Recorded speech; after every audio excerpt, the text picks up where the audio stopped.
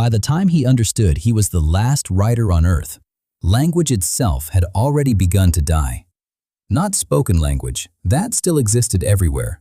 In advertisements screaming from towers, in automated voices buried inside walls, in the endless streams of messages people exchanged without ever truly saying anything. Humanity still communicated. It simply no longer wrote. No one described sunsets anymore. No one confessed loneliness in journals. No one spent sleepless nights wrestling with a sentence. Stories were generated instantly by machines called dream forges, vast neural cathedrals that produced novels in less than a second according to the customer's emotional preferences. People no longer asked for truth. They asked for stimulation. Make it tragic but hopeful. Add romance. Reduce philosophical density by 20%. Happy ending. And the machine obeyed. At first, writers had protested. Then they adapted. Then they disappeared. The Elias Mordain was perhaps the final relic of that extinct species.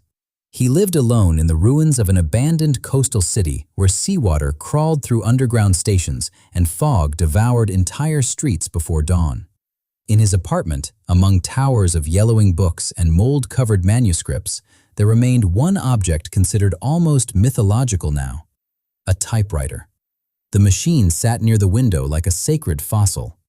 Each morning, Elias fed a page into it with the solemnity of a priest preparing a sacrifice. Then he wrote, slowly, painfully, listening to the metallic impact of every key.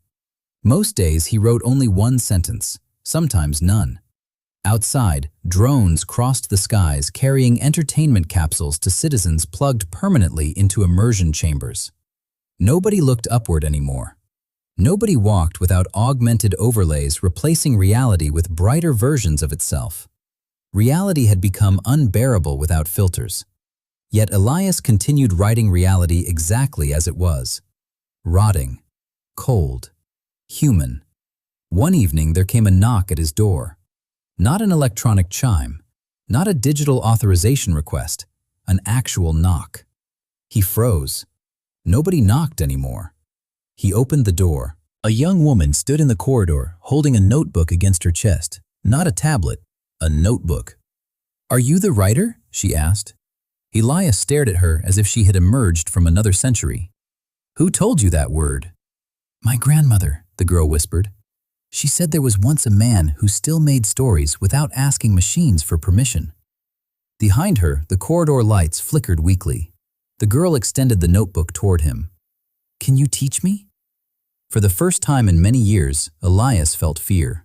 Not fear for himself, fear for the world.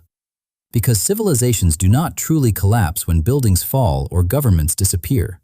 They collapse when imagination becomes automated. When people stop searching for words inside themselves. When nobody remains willing to suffer for a sentence. His trembling fingers touched the notebook. It was empty.